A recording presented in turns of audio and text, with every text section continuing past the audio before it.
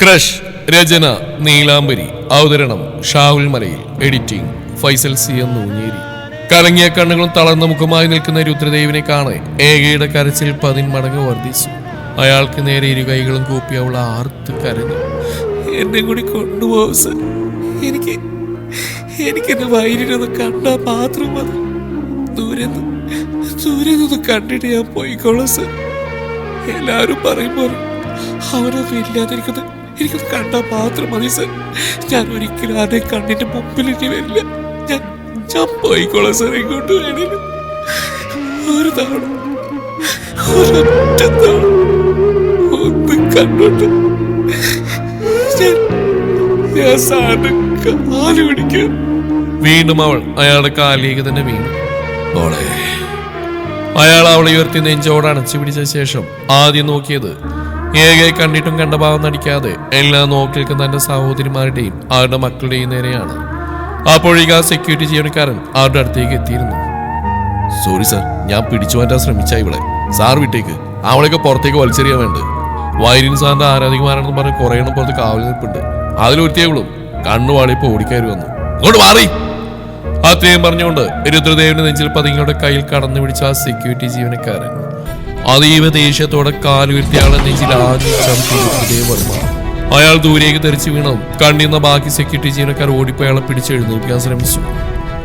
ഇത് നിനക്ക് ഞാൻ തന്നത് ഒരു പെൺകുട്ടിയുടെ നേരെ കൈ നീട്ടിയതിനാ.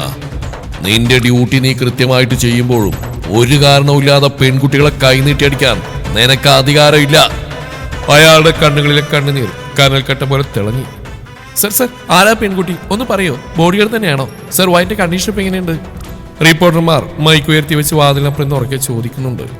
രുദ്രദേവ് അപ്പോൾ നോക്കിയത് തന്റെ ഫാമിലിക്ക് നേരെയാണ്. ഏക ആരാണെന്ന് ഇവർക്ക് എക്സ്പ്ലെയിൻ ചെയ്തു കൊടുക്കേണ്ട ഉത്തരവാദിത്വം നിങ്ങൾക്കാ. എല്ലാം കണ്ടു നിന്ന് രസിച്ചല്ലേ? പറഞ്ഞ ശേഷം ഏകയും കുട്ടിയാൾ അകത്തേക്ക് നടന്നു. നടക്കുമ്പോഴത്രയും ആളെയാൾ നെഞ്ചോട് ചേർത്ത് പൊതിഞ്ഞ് പിടിച്ചിരുന്നു. മോളെ, അങ്കിളിനോട് ക്ഷമിക്കും മോളെ. പുറത്തടക്കുന്നതും ഞാൻ അറിഞ്ഞില്ല. നമ്മുടെ ഫാമിലിക്കൊപ്പം മോളും ഉണ്ടാവുമെന്ന് ഞാൻ കരുതി. വാമികയും വേദികയും അമ്മയൊക്കെ ഹോസ്പിറ്റലിൽ മറ്റൊരു ഡിപ്പാർട്ട്മെന്റിൽ അഡ്മിറ്റാ. വിവരം അറിഞ്ഞപ്പോൾ തൊട്ട് തളർന്നു പോയത് അവരുണ്ടായിരുന്നെങ്കിൽ ഒരു പക്ഷേ മോൾക്ക് ഇങ്ങനെയൊന്നും സംഭവിക്കില്ലായിരുന്നു. ആ കണ്ടീഷനിൽ അവരിവിടേക്ക് കൊണ്ടുവരാൻ കഴിയില്ല. ഞാനും മറ്റൊന്നും ചിന്തിക്കാൻ കഴിയുന്ന അവസ്ഥയിലായിരുന്നില്ല. ശബ്ദം പോലും പുറത്തു വരാതെയാണ് അവൾ ചോദിക്കുന്നത്. അപകടനില തരണം ചെയ്തു എന്നാ ഡോക്ടർമാർ പറഞ്ഞു. ഹോപ്പുണ്ട്. പറയുമ്പോൾ അയാളെ സ്വരമല്ലാതെ ഇടറിപ്പോയിരുന്നു. ഏകയിൽ നിന്നൊരു നെടുവീർപ്പ് ഉയർന്നു. ന്യൂസിൽ കാണിക്കുന്ന കാറിലായിരുന്നില്ല അവൻ യാത്ര ചെയ്ത്. അതിന്റെ പിന്നാലെ വന്ന കാറില. ആ കാറിലുണ്ടായിരുന്നത് 2 ഗാർഡ്സും ഡ്രൈവറും മാത്രമാ. ഡ്രൈവർ ഇന്ന് രാവിലെ അയാൾ പറഞ്ഞു നിർത്തി. 2 ഗാർഡ്സും ക്രിട്ടിക്കൽ സ്റ്റേജിലായിപ്പോ ഉള്ളത്. വലിയൊരു കണ്ടെയ്നർ ലോറി വന്നിടിക്കുകയായിരുന്നു. 3 കാറുകൾ വരിയായി പോയിക്കൊണ്ടിരിക്കുമ്പോൾ മിഡിൽ പോർഷനിലാണ് വന്നിടിച്ചത്. ആദ്യത്തെ കാറിനാ കൂടുതൽ അപകടം സംഭവിച്ചു. പുറകെ വന്ന കാറുകൾ രണ്ടും പരസ്പരം കൂട്ടിയിടിച്ചതാ. വൈരിന്റെ ശരീരത്തിൽ ഒടിവുകളൊന്നും തന്നെ ഇല്ല. സീറ്റ് വിൽട്ടിയുടെ ആ സീറ്റിൽ ചാരിയിരുന്ന് ഉറങ്ങിയായിരുന്നവൻ. മുറിവുകളും ചതവുകളും കൂടുതലാ. ബ്ലഡ് ഒരുപാട് ലോസായി. ഭാഗ്യത്തിന് ഇന്റർണൽ ഡാമേജ് ഒന്നും തന്നെ ഇല്ല. പക്ഷേ ഇപ്പോഴും അൺകോൺഷ്യസാ. ഏകയുടെ ശരീരം വരക്കുന്ന അയാൾ അറിയുന്നുണ്ടായിരുന്നു. അവിടേക്ക് ചെല്ലുമ്പോൾ തന്നെ ആൾ കണ്ടു വെയിറ്റിംഗ് ഏരിയയിലിരിക്കുന്ന രാജഗോപാലിനെയും മധുവിനെയും ദേവനെയും ഒക്കെ. മൂവരും ഉള്ളിൽ വിഷം നിറച്ചു വെച്ച് അമ്പരപ്പ് കലർന്ന കൂർത്ത നോട്ടമാണ് അവൾക്ക് നേരെ പായിച്ചത്. ഏകയുടെ മുഷിഞ്ഞ വേഷവും ഭാവവും ഒക്കെ കണക്കിലെടുത്ത് ഡോക്ടർ ആവുന്നത്ര തടയാൻ ശ്രമിച്ചുവെങ്കിലും രുദ്രദേവ് ഒരുപാട് റിക്വസ്റ്റ് ചെയ്ത ശേഷമാണ് ദൂരെ നിന്നൊരു നോക്കണ്ടോളാൻ അനുമതി ഏകയ്ക്ക് ലഭിച്ചത്. ധരിച്ചിരിക്കുന്ന ചുരിദാറിന്മേൽ ഹോസ്പിറ്റൽ ഗൗണും ഗ്ലൗസും ഒക്കെ ധരിച്ച് ഐസിയുവിനുള്ളിലേക്ക് കടക്കുമ്പോൾ തന്നെ ആളുടെ കാലുകൾക്ക് ഒരു നിമിഷം തളർച്ച ബാധിച്ച പോലെ തോന്നി. അകത്ത് മുഴുവൻ മെഷീനുകളുടെ തുടർച്ചയായി ബീപ് ശബ്ദം മാത്രമാണ് ഉള്ളത്. വൈരിനെ അവൾ ആദ്യം തിരിച്ചറിഞ്ഞ് അവന്റെ ശരീരം കണ്ടായിരുന്നില്ല. മറിച്ച് കിടക്കരിയെ നിറഞ്ഞെടുക്കുന്ന ട്യൂബുകളും വയറുകളും കണ്ടാണ്. നെഞ്ചിന് മീതെ ഒട്ടിച്ച ECG പാഡുകൾ, കൈകളിൽ കുത്തിയിട്ടിരിക്കുന്ന ക്യാനുല, മൂക്കിലൂടെ കയറിയ ഓക്സിജൻ ട്യൂബ് ഒക്കെയും കാണെ കണ്ണുകൾക്ക് മങ്ങൽ ബാധിക്കുന്നത് ഏക തിരിച്ചറിഞ്ഞു. എപ്പോഴോ കണ്ട അവന്റെ മുഖമാകെ വെളുത്തി രക്തവർണ്ണമായതുപോലെ അവൾക്ക് തോന്നി. നേഴ്സ് തടഞ്ഞിട്ടും 1-2 ചൂടുകൾ കൂടി മുന്നോട്ട് വയ്ക്കുമ്പോൾ ഏകയുടെ ശ്വാസം അനിയന്ത്രിതമായി ഉയർന്നു താഴ്ന്നു. മെഷീനുകളുടെ ശബ്ദത്തിനിടയിൽ അവളുടെ ശ്വാസവും ഹൃദയമിടിപ്പും ആ മുറിയിൽ തന്നെ മുഴങ്ങുന്ന പോലെ തോന്നി. ആ നിമിഷം തന്നെ അവൾ നിലത്തേക്ക് കുഴിഞ്ഞു വീണിരുന്നു. കണ്ണുകൾ മെല്ലെ തുറക്കാൻ ശ്രമിക്കുകയാണ് വൈറ്റ്. 1-2 തവണ ശ്രമപ്പെട്ടുവെങ്കിലും പിന്നീട് അത്രയും ഭാരം കണ്ണുകൾക്ക് തോന്നിയില്ല. വേഗത്തിൽ തന്നെ കണ്ണ് വലിച്ചു തുറന്നുകൊണ്ട് മുറുക്കി അടച്ചൊരിക്കൽ കൂടി വലിച്ചു തുറന്നു അവൻ. ഇതുപോലെ ഒരിക്കലെപ്പോഴോ കണ്ണു തുറന്ന് നോക്കിയതാണ്. ശരീരത്തിൽ ഘടിപ്പിച്ചിരിക്കുന്ന വയറുകൾ മാത്രമാണ് ആദ്യം കാഴ്ചയിൽ ഉടക്കിയത്. പിന്നീട് വീണ്ടും മയക്കത്തിലേക്ക് തന്നെ വീണുപോയിരുന്നവൻ. ഇതുപോലെ എത്ര ആവർത്തിച്ച് സംഭവിച്ചു എന്ന് ശരിക്കും അവന് ഓർമ്മയില്ല. അതാണ് സത്യം. അതുപോലെ ഇപ്പോഴൊരിക്കൽ കൂടി അവൻ ശരീരത്തിലേക്ക് കണ്ണുകൾ താഴ്ത്തി നോക്കി. ഇല്ല, വയറുകളൊന്നും ഘടിപ്പിച്ചിട്ടില്ല. തലയൊന്നും ഉയർത്തി അരക്ക് മുകളിൽ കാണുന്ന നഗ്നദേഹത്തേക്കൊന്ന് നോക്കി അവൻ. ചുമന്നതും നീലിച്ചതുമായ ചതഞ്ഞ പാടുകൾ കാണെ വലം കൈ ഉയർത്തി അവൻ ആദ്യം തൊട്ടു നോക്കിയത് അവന്റെ മുഖത്തേക്കാണ്. വെച്ചുകെട്ടലുകളോ വേദനയോ ഒന്നും മുഖത്തിൽ നിന്ന് കാണെ തലയിലേക്ക് ആ കൈകൾ നീണ്ടു. തിങ്ങിഞ്ഞെരുങ്ങിയിട തൂർന്ന തന്നെ മുടികൾ കൈകളിൽ കോർത്ത് ആശ്വാസത്തോടെ അവനെ നിശ്വസിച്ചു. പക്ഷേ നെറ്റിൽ ചെറിയൊരു ഒട്ടിപ്പ് കയ്യിൽ തടഞ്ഞു. നേരിയൊരു വേദന അനുഭവപ്പെട്ടു അവന്. പുതപ്പ് വലിച്ചു മാറ്റി കാലുകൾ ചലിപ്പിച്ചു നോക്കി. ശരീരമൊന്നാകെ വേദനിക്കുന്നുണ്ട്. വയറിന് മീതെ വലിയൊരു ചുറ്റിക്കെട്ടലുമുണ്ട്. ഇരു കാൽമുട്ടിലും കാൽപാദങ്ങളിലുമൊക്കെയുണ്ട്. അവനവന്റെ ശരീരം അത്രമേൽ പ്രിയപ്പെട്ടതായിരുന്നു. എല്ലാത്തിനുമുപരി വൈരിൻ സ്വയം അവൻ ഇഷ്ടപ്പെട്ടിരുന്ന വ്യക്തി കൂടിയാണ്.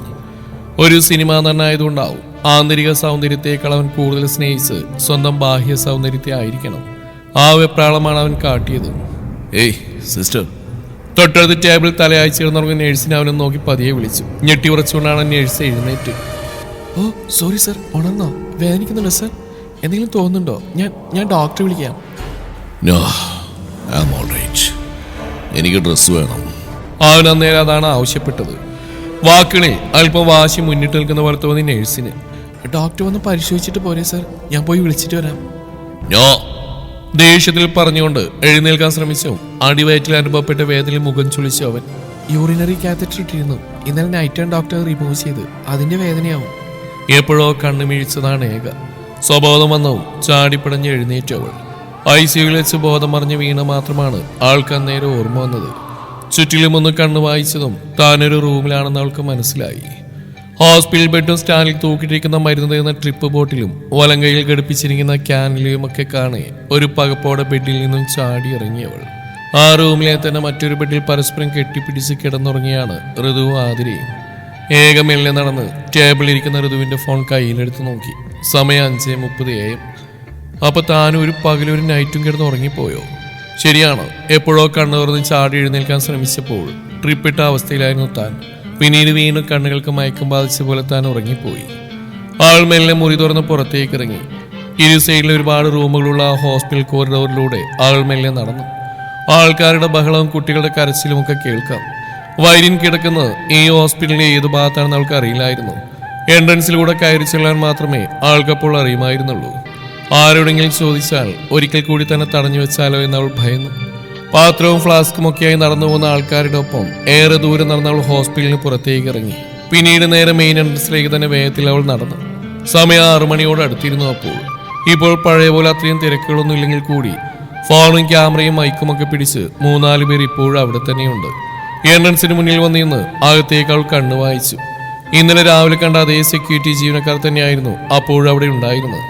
ഓപ്പൺ ഡ്യൂട്ടി ചേഞ്ച് ആയതിനാൽ ആ ദിവസം ഏകയോട് സംസാരിച്ച സെക്യൂരിറ്റി അവിടെ ഉണ്ടായിരുന്നു. ആ കുട്ടി പോയില്ലേ ഇതുവരെ? അയാൾ അമ്പരപ്പോടെയാണ് ചോദിക്കുന്നത്. ചോദിക്കുമ്പോൾ അയാളുടെ കണ്ണുകൾ പോയത് ആൾ ധരിച്ചിരിക്കുന്ന വസ്ത്രത്തിലേക്ക് തന്നെയായിരുന്നു. അന്ന് കണ്ട അതേ മുഷിഞ്ഞ വസ്ത്രം തന്നെ ധരിച്ച് അഴിച്ചിട്ട മുടിയും മറ്റുമായി ആകെ ഉലഞ്ഞ അവളുടെ കോലം കാണെ അയാൾ അവിടെ അടുത്തേക്ക് നടന്നു വന്നു. ഏക, നിങ്ങൾക്ക് എന്തെങ്കിലും പറയാനുണ്ടോ? ശരിക്കും ആക്ടർ വൈരിന്റെ കസിൻ ആക്ടർ സഞ്ജനയുടെ ബോഡി ഗാർഡ് തന്നെയാണ് നിങ്ങൾ? അതോ നിങ്ങളുടെ ആൺസുഹൃത്ത് പറഞ്ഞ പോലെ നിങ്ങളുടെ കസിനാണോ വൈരിൻ? എന്താണ് നിങ്ങൾ തമ്മിലുള്ള ബന്ധം?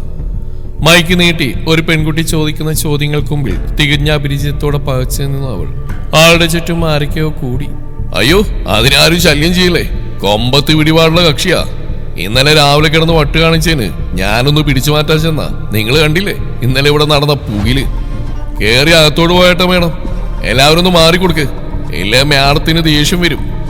രുദ്രദേവന്റെ കയ്യിൽ നിന്ന് ഇന്നലെ തല്ലുവാങ്ങിക്കൂടിയ സെക്യൂരിറ്റി ജീവനക്കാരനാണ് ആക്ഷേപിക്കും പോലെ ഏകയെ നോക്കി അങ്ങനെ പറഞ്ഞത്. സംസാരം കേട്ടതും രാധികയും പ്രിയയും മനസ്സിലെയും പുറത്തേക്ക് വന്ന് ഏകയും ഇഴിച്ചു നോക്കി. വർഷയും അവിടെ അമ്മയും ഇന്നലെ തന്നെ മടങ്ങിപ്പോയിരുന്നു. വൈരിനെ ഡിസ്ചാർജ് ആക്കും വരെ ഇവിടെ തന്നെ തുടരണമെന്ന് അഞ്ജലിക്കും രാധിക്കും പ്രിയക്കുമൊക്കെ അവരുടെ അമ്മമാർ ബുദ്ധി ഉപദേശിച്ചു കൊടുത്തു. കാരണം 3 പേരും പകൽ സമയങ്ങളിൽ ഏകയുടെ വീടിനടുത്തുള്ള റെന്റഡ് ഹൗസിൽ പോയി ഫ്രഷായി പെട്ടെന്ന് തന്നെ തിരികെ വരികയാണ് പതിവ്. ഏകയുടെ കോലം കണ്ട് പുച്ഛത്തോടെ നോക്കി നിന്നു പെൺപടകൾ അവരുടെ തള്ളമാരും. ഇവളെങ്ങനെ രുദ്രനെങ്കിൽ കൂട്ടിക്കൊണ്ടു പോയതല്ലേ, എന്നിട്ട് പിന്നെ എന്താ ഇവിടെ? അഞ്ജലി സംശയം പോലെ ചോദിച്ചു. ICUവിൽ കയറി ബോധം കെട്ട് വീണെന്ന് ദേവേട്ടൻ പറയുന്ന കേട്ടു. പിന്നെ ജാനകിയമ്മ കിടക്കുന്ന പേവാടിനടുത്താ ഇവളെ കൊണ്ട് പോയത്. അവിടുന്ന് ഇറങ്ങി വരുന്ന വരവാവും. ഇവൾക്ക് മാറ്റി കൊടുക്കാൻ തുണിയും മണിയൊന്നുമില്ലാവോ, സിമ്പതി പിടിച്ചു വെച്ചാൽ നോക്കുക കള്ളി. രേവതി പറഞ്ഞു. എല്ലാവരും ഒരിക്കൽ കൂടിയാകെ കൂർപ്പിച്ചു നോക്കി. മീഡിയ നിൽക്കുന്നു, ഇല്ല ഞാൻ നേരിട്ട് 2 പൊട്ടിച്ചേനെ. അഞ്ജലിയുടെ അതേ അഭിപ്രായം തന്നെയായിരുന്നു രാധികക്കും വർഷക്കും നേരം തോന്നിയത്. പക്ഷേ ഏതോ ഒരു നിമിഷം ഏകയുടെ മിഴികൾ പതിഞ്ഞത് എൻട്രൻസും കഴിഞ്ഞ് ദൂരെയായി കാണുന്ന ആളൊഴിഞ്ഞ കോറിഡോറിൽ വന്നു നിൽക്കുന്ന ആ രൂപത്തിലായിരുന്നു. കണ്ണുകൾ അമർത്തി തുടച്ച് അവൾ ഒരിക്കൽ കൂടി നോക്കിയതും കണ്ടു. തന്നെ നോക്കി കൈവിടർത്തുന്നവനെ. റിപ്പോർട്ടർ മുന്നിലേക്ക് നീട്ടിയ ക്യാമറ കൈകളാൽ തട്ടിമാറ്റി സെക്യൂരിറ്റി ജീവനക്കാരെയും മറികടന്ന് ആ വലിയ ഹാളിൽ കയറി ആദ്യം കണ്ട ചുമരിൽ പോയി ഇടിച്ചു നിന്ന് കിതച്ചു. ഏക കാലുകൾ തളരുന്ന പോലെ തോന്നി. എങ്കിലും അതൊന്നും വകവെക്കാതെ ഒരു വിതുമ്പിലോടെ കുതിച്ചു ചാടുന്ന നെഞ്ചിനെ അടക്കി പിടിച്ചുകൊണ്ട് ഒരുവനെ തന്നെ ഉറ്റു നോക്കി നിന്നു. മിഴിനീർ വാർത്തുകൊണ്ട് ഏക നോക്കിച്ചിരിക്കുന്ന ഭാഗത്തേക്ക് എല്ലാവരും ഒരുപോലെ നോക്കി. എല്ലാവരെയും ഒന്നാകെ ആശ്ചര്യപ്പെടുത്തിക്കൊണ്ട് കൈകൾ ഇരു സൈഡിലേക്കും ഇടർത്തി നേർത്ത പുഞ്ചിരിയോടെ നിൽക്കുന്ന വൈരിന്റെ അടുത്തേക്ക് ഏക ഒരു പാച്ചിലായിരുന്നു. തന്നിലേക്ക് ഓടിയെടുത്തിട്ടും കൈകൾ തളർത്തിയിട്ടേങ്ങുന്നവളെ എല്ലാവരും നോക്കി നിൽക്കെ തന്നെ അവൻ കെട്ടിപ്പുണർന്നു. പെട്ടെന്ന് തന്നെ ആ കാഴ്ച എല്ലാവരുടെയും കൺമുമ്പിൽ നിന്ന് മറയുകയും ചെയ്തു. അവരവളെയും കൊണ്ട് ആ കോറിഡോറിന്റെ മറുപറ്റി ഒതുങ്ങിക്കളഞ്ഞു. രാധികയും അഞ്ജലിയും പ്രിയയും അവരുടെ അമ്മമാരും ഒക്കെ അവർ പോയ വഴി വേഗത്തിൽ തന്നെ അകത്തേക്ക് നടന്നു. ഈ സമയം തന്നെ നെഞ്ചിൽ ഒളിച്ചു നിൽക്കുന്നവരുടെ മുഖം പിടിച്ചുയർത്തി മൂക്കിൽ മൂക്കുകൊണ്ടൊന്ന് ഉരുമിയവൻ. പേടിച്ചുപോയ എന്റെ ജാൻസി റാണി. അവന്റെ നെഞ്ചിൽ നിന്ന് മുഖമുയർത്തി നോക്കിയ ശേഷം അവന്റെ ശരീരത്തിലൂടെ വേഗത്തിൽ കണ്ണു വായിച്ചവൾ. ഓരോ മുറിപ്പാടിലും തൊട്ടും തടവി അവളെ ഏങ്ങലടിച്ചു കരയുമ്പോൾ ഇങ്ങനെ ഒരു ഏക ഒരിക്കൽ മാത്രമേ കണ്ടിട്ടുള്ളൂ എന്നവൻ ഓർത്തുപോയി. അവളുടെ അച്ഛൻ അവളെ വിട്ടുപോയ ദിവസം. ഞാനും നിന്നെ വിട്ടുപോകുന്ന കരുതി വേഗ. പെട്ടെന്ന് തന്നെ അവൾ അവനെ പുണർന്നു. വേദനിക്കുന്നു വേണ്ടേ? വയറിൽ അവിടെ നെഞ്ചമർന്നു അവന് നൊന്തു. ഒരു പിടപ്പോട് അകന്നു മാറിയവളെ ഒരു വശത്തായി ഒതുക്കി പിടിച്ചുകൊണ്ട് അവൻ പതിയെ മുന്നോട്ട് നടന്നു. ICUവിന് മുമ്പിലെത്തിയപ്പോൾ ഡോക്ടർ ഉൾപ്പെടെ എല്ലാവരും വൈരിനെ കാണാതെ അന്തം വിട്ട് നിൽക്കുന്ന അവസ്ഥയിലായിരുന്നു. അയഞ്ഞ ഒരു കോട്ടൺ പാന്റ് വൈരിന് ധരിക്കാൻ കൊടുത്തിട്ട് ഡോക്ടറെ വിളിക്കാൻ പോയതായിരുന്നു നേഴ്സ്. ഡ്രസ്സ് ധരിക്കാൻ ഹെൽപ്പ് ചെയ്യാമെന്ന് പറഞ്ഞെങ്കിലും അവന് നിരസിച്ചിരുന്നു. ഒരു മാസ്കും എടുത്ത് മുഖത്തേക്ക് വെച്ച് വൈരിൻ പുറത്തേക്ക് ഇറങ്ങുമ്പോൾ വെയിറ്റിംഗ് ഏരിയയിലെ സോഫയിൽ ഇരുന്നുറങ്ങിയാണ് ദേവന് രുദ്രദേവ് വർമ്മയും. ബാക്കി ആരെയും അവൻ അവിടെ കണ്ടില്ല. മെല്ലെ നടന്ന് കുറച്ച് പോയപ്പോഴേ അവൻ കണ്ടു പുറത്തെ കോലാഹലങ്ങൾ. ആളെ കണ്ടതും മാസ്ക് വലിച്ചെറിഞ്ഞ ശേഷമാണ് ആൾക്ക് നേരെ കൈകൾ വിടർത്തിയത്. ഏകയും ചേർത്ത് പിടിച്ചു വരുന്ന വൈരിനെ കാണെ രുദ്രദേവ് ഓടി അവൾക്ക് അടുത്തേക്ക് ചെന്നു. വിച്ചുട്ടാ, എന്ത് പണിയാ നീ കാണിക്കുന്നേ? ഈ കണ്ടീഷനിൽ ഒരിടത്ത് അടങ്ങി കിടക്കാൻ വയ്യ നിനക്ക്? അപ്പോഴും ആരെയും ഭയക്കാതെ ആരുടെ വാക്കുകൾക്കും ചെവി കൊടുക്കാതെ അവന്റെ നഗ്നമായ നെഞ്ചിൽ മുഖാമർത്തി വെച്ച് അവന്റെ വയറിലെ വലിയ ചുറ്റിക്കെട്ടിൽ കൈ ചേർത്ത് വിതുമ്പുകയാണ് ഏക. രുദ്രദേവ് മെല്ലെ ഏകക്കടുത്തേക്ക് വന്നു. മോളെ, ഇതെന്തു കോരാ മോളെ? ഞാൻ ഇന്നലെ റൂമിൽ വാങ്ങിവെച്ച ഡ്രസ്സ് നീ കണ്ടില്ലേ? പോയി ഒന്ന് കുളിച്ച് ഫ്രഷായി ഭക്ഷണം കഴിച്ചിട്ട് വാ. അപ്പോഴേക്കും അമ്മയും ദേവിയും വാമിയും ഒക്കെ വരും. അച്ഛാ, ഡെവി എവിടെ? പെട്ടെന്ന് വൈര്യം ചോദിച്ചു. ഏകി അപ്പോഴാണ് അതിനെപ്പറ്റി ചിന്തിക്കുന്നത്. പറയാം, ആദ്യം നീ ഒന്ന് അകത്തേക്ക് കയറ്. ഡോക്ടർ വന്ന് നിൽക്കുന്ന കണ്ടില്ലേ? സർക്കാർ ആശുപത്രി മറ്റോ ആയിരുന്നെങ്കിൽ രണ്ടിനും നല്ല കിട്ടിയാനേ. അപ്പോഴേക്കും അഞ്ജലിയും രാധികയും പ്രിയൊക്കെ അവിടെ എത്തിയിരുന്നു. രുദ്രദേവ് വൈരിന്റെ കയ്യിൽ നിന്ന് ഏകയെ പറിച്ചെടുത്ത് മാറ്റി നിർത്തുമ്പോഴും ആരുടെ മുഖത്ത് നോക്കാതെ ഏങ്ങി അവൾ അങ്ങനെ തന്നെ നിന്നു. വൈര്യൻ പതിയെ നടന്ന ICUവിനകത്തേക്ക് പോയി. രുദ്രദേവ് ഏകയും കൂട്ടി വാർഡിലേക്ക് നടന്നു. ആ വാർഡിലേക്ക് പോവാൻ പുറത്തു കിടന്ന് ചുറ്റണ്ടെന്ന് അപ്പോഴാണ് ഏകക്ക് മനസ്സിലായത്. റൂമിലെത്തിയതും ഋതുവാതിരി അപ്പോൾ ഉണർന്നിട്ടുണ്ടായിരുന്നില്ല. ഏക അവരെ ഉണർത്തി കാര്യം പറഞ്ഞു. ഇരുവരും സന്തോഷത്തോടെ അവനെ കെട്ടിപ്പിടിച്ചപ്പോഴേക്കും ബ്രേക്ക്ഫാസ്റ്റ് വാങ്ങി വരുൺ അവിടെ എത്തിയിരുന്നു. ഏക ഒന്ന് കുളിച്ച് ഫ്രഷായി. രുദ്രദേവ് വാങ്ങിക്കൊണ്ടുവന്ന വസ്ത്രം അവൾക്ക് പാകമായിരുന്നില്ല. അതുകൊണ്ട് ഋതുവിന്റെ ഒരു ചുരിദാറാണ് അവൾ ധരിച്ചത്. വരുൺ വാങ്ങി വന്നതിൽ നിന്നൊരു ജ്യൂസ് മാത്രം അവൾ കുടിച്ച ശേഷം നേരെ അവർ വൈരിനെ കാണാനായി പോയി. ഉച്ചയായപ്പോഴേക്കും വൈരിനെ റൂമിലേക്ക് മാറ്റിയിരുന്നു. ഡേവിഡ് അപ്പോഴും ICUവിൽ തന്നെയാണ്. അപകടനില തരണം ചെയ്തു എന്ന് മാത്രമാണ് അറിയാൻ കഴിഞ്ഞത്. കാറിന്റെ ഫ്രണ്ട് സീറ്റിൽ ഡ്രൈവർക്കൊപ്പം അവനും ഉണ്ടായിരുന്നു. ഏക റൂമിൽ കയറുമ്പോൾ ഫുൾ ഫാമിലി വൈരിന് ചുറ്റുമുണ്ട്. ആകെ തളർന്ന അവസ്ഥയിൽ അപ്പോഴും കരയുകയാണ് ജാനകിയും ദേവികയും ഒക്കെ. വാമിക മാത്രം കരഞ്ഞു തകർന്ന് വൈരിന്റെ തോളിൽ ചാരിയിരിപ്പുണ്ട്. ബാക്കിയുള്ളവർ അവിടെയൊക്കെയായി നിൽക്കുന്നുണ്ട്. പോവേണ്ടവർക്ക് മാൻഷനിലേക്ക് തിരികെ പോവാം. എന്തായാലും 4-5 ദിവസം കഴിയും ഡിസ്ചാർജ് ആവാൻ. ഇപ്പോൾ യാത്ര ചെയ്യേണ്ടെന്നാ ഡോക്ടർ പറഞ്ഞേക്കുന്നത്. അതുകൊണ്ട് ഏകമോളുടെ വീടിനടുത്ത് നമ്മൾ താമസിച്ച ആ വീട്ടിൽ തന്നെ നമുക്ക് പോവാം. ഇനി ഇവിടെയും കൂടുതൽ ആളും പേരൊന്നും വേണ്ട, ഞാനിവിടെ ഉണ്ടല്ലോ. രുദ്രദേവ് പറയുമ്പോൾ അത്രയും വൈരി നോക്കിയത് മുന്നിൽ കാണുന്ന TV-യിലാണ്. ഏക ഇന്നലെ കാട്ടിക്കൂട്ടിയ പരാക്രമം സോഷ്യൽ മീഡിയയിൽ വൈറലായതോടെ ഏക ആരാണെന്ന ചോദ്യങ്ങൾക്ക് രുദ്രദേവ് വർമ്മ തന്നെ ഹോസ്പിറ്റലിന് പുറത്തു വെച്ച് മറുപടി നൽകി. ഒപ്പം വൈര്യൻ ഇപ്പോൾ ഓക്കെ ആണെന്ന് കൂടി പത്രക്കാരോട് അയാൾ പറഞ്ഞിരുന്ന വാർത്തയാണ് ഇപ്പോൾ ന്യൂസിൽ കാണിക്കുന്നത്. കളിയെപ്പോലെ മുഖം താഴ്ത്തിയെന്നവൾ എപ്പോഴോ മിഴികൾ മാത്രം ഉയർത്തി വൈര്യനെ നോക്കി. അളിവിടെ ചലിക്കാതെ അവന്റെ നോട്ടകളുടെ മുഖത്ത് മാത്രമാണ്. ഏക നോക്കുന്ന കണ്ടതും പതിയെ മുഖം താഴ്ത്തി അവനവൾ അടുത്തേക്ക് വിളിച്ചു. ഏക എല്ലാവരെയും ഒരുപോലെ നോക്കുകയാണ്. രുദ്രദേവ് എല്ലാവരെയും കൂടി പുറത്തേക്ക് ഇറങ്ങി. ആർക്കൊക്കെ എവിടെയൊക്കെയാണ് പോവേണ്ടതെന്ന് അറിയില്ല. ആരൊക്കെ മാൻഷനിലേക്ക് പോകുമെന്നോ ആരൊക്കെ ഇവിടെ തുടരുമെന്നോ തീരുമാനമായിട്ടില്ല. എല്ലാവരും പുറത്തേക്ക് ഇറങ്ങിയതും ഏക ഓടിപ്പോയി വാതിലടച്ച് കുറ്റിയിട്ടു. ശേഷം വേഗത്തിൽ ഓടിച്ചെന്ന് വൈരിന്റെ അടുത്തായി കാറിൽ കയറി കിടന്നു. അധികം ബലം കൊടുക്കാതെ അവന്റെ നെഞ്ചിൽ തറിയേർത്ത് വയറിൽ മെല്ലെ തഴുകി അങ്ങനെ കിടന്നു. അവളുടെ കോപ്രായങ്ങൾക്കാണ് അവന് ചിരിയാണ് വന്നത്. പെണ്ണിന് തന്നോട് എത്രമാത്രം ഭ്രാന്താണെന്ന് ഓർത്തു അവൻ. 4-5 ദിവസത്തെ ആശുപത്രി വാസത്തിനൊടുവിലാണ് വൈരിനെ ഡിസ്ചാർജ് ചെയ്തത്. ആക്സിഡന്റിന്റെ അവശേഷിപ്പുകളായി ഇപ്പോഴും ദേഹത്തെ ചതവും മുറിപ്പാടുകളും ഒക്കെ ഉണ്ട്. വയറിൽ അത്യാവശ്യം വലിയൊരു തുന്നിക്കെട്ടിലുള്ളതുകൊണ്ട് യാത്ര ഒഴിവാക്കി ഏകയുടെ വീടിനടുത്തുള്ള വീട്ടിൽ തന്നെ തങ്ങാൻ തീരുമാനിച്ചു വൈരി. പ്രൈവറ്റ് ജെറ്റിൽ എറണാകുളത്തേക്ക് പോവാമെന്ന് രുദ്രദേവ് പറയുമ്പോൾ വൈരിൻ ആദ്യം നോക്കിയത് ഏകയുടെ മുഖത്തേക്കായിരുന്നു. ആദ്യം ഒന്നും മിണ്ടാന്നിരുന്നു കക്ഷി. എന്നാൽ റൂമിൽ അവളവന് മാത്രമായി അവശേഷിച്ചപ്പോൾ പെണ്ണവനെ വശീകരിച്ച് മയക്കിയെടുത്ത് ആ തീരുമാനം മാറ്റി പറയിച്ചു. ഏകയുടെ സാമീപ്യം അവനും അത്രയ്ക്ക് കൊതിച്ചിരുന്നു എന്നത് മറ്റൊരു സത്യമാണ്. തുടരും ഈ കഥയുടെ ബാക്കി ഭാഗം നാളെ ഇതേ സമയം.